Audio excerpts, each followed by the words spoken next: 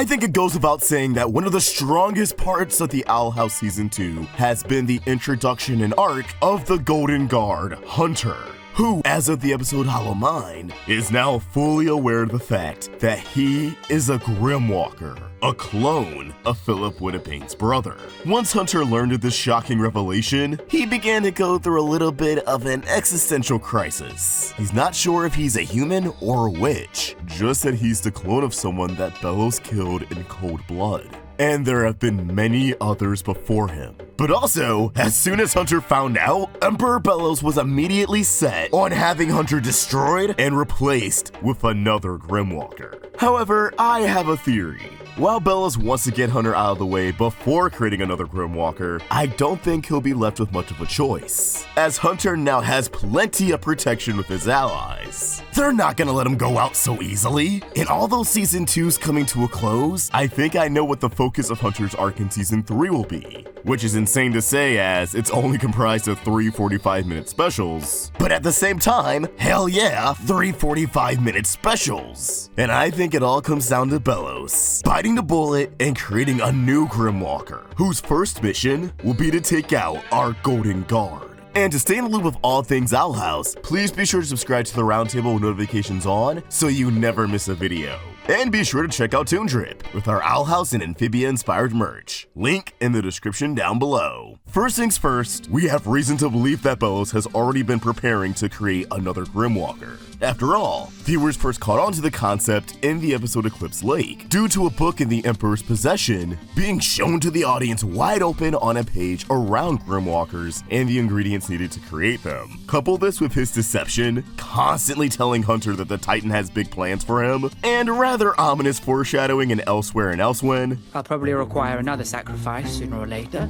I already had the idea that Belos would sacrifice Hunter for the Day of Unity, whipping up a new Grimwalker in the aftermath. However, after Hollow Mind, Belos seems set on destroying Hunter as soon as he can, which is not only horrifying, but may actually play against the idea that Belos was waiting for the Day of Unity before having Hunter kick the bucket. And as of Clouds on the Horizon, he straight up stated to the Collector that a new Grimwalker cannot be made until Hunter is taken care of. And I think it's because he doesn't want to run the risk of this Grimwalker encountering Hunter and having the same existential crisis, betraying Belos in the process. However, we have no idea what the status quo is going to look like after the Season 2 finale, King's Tide. Will Belos be victorious, now ruling over Earth and the Boiling Isles with a magic iron fist, even if our heroes prevent the genocide of all witches? Or will Belos lose and abandon the goodwill of the Boiling Isles entirely? Either way, I think he's literally going to go mask off and become the heinous tyrant he truly is. And if things get to that point, he may have a different approach to a Grimwalker. Instead of manipulating them into believing that they're chosen for something greater, and that they're not a clone of his dead brother, I can see Belos creating a Grimwalker who, maybe through the abilities of Terra Snapdragon, is conditioned to not care that he's a clone, but instead embrace that he's the best of the best. After all, Belos stated that out of all the Grimwalkers, Hunter looks the most like his brother. So I assume the next one will be spot on.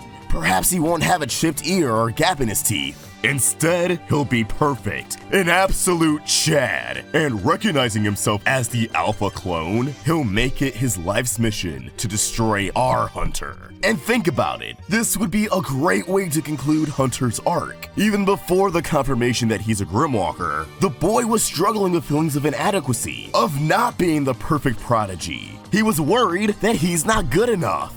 And of course, these are all insecurities that Belos is aware of and uses to his advantage, playing into all of these fears when interacting with Hunter. And while it would be oh so satisfying for Hunter to take down Belos, he could still play a pivotal role in doing so. I think it'd be even more satisfying for Hunter to be presented with this version of himself that he perceives as flawless, as someone who's everything he wanted to be and more, but ultimately taking a stand and coming out on top victorious victorious, embracing his true identity. He may be physically a clone of someone else, but at the end of the day, he's not Philip's brother, and he's not the Golden Guard. He's just Hunter, and he loves himself for that. And I mean, think about it. Are all the pieces not in place? Hunter has his own palisman to fight with, whereas new Hunter, or Chad Hunter, would have an artificial staff to fight with.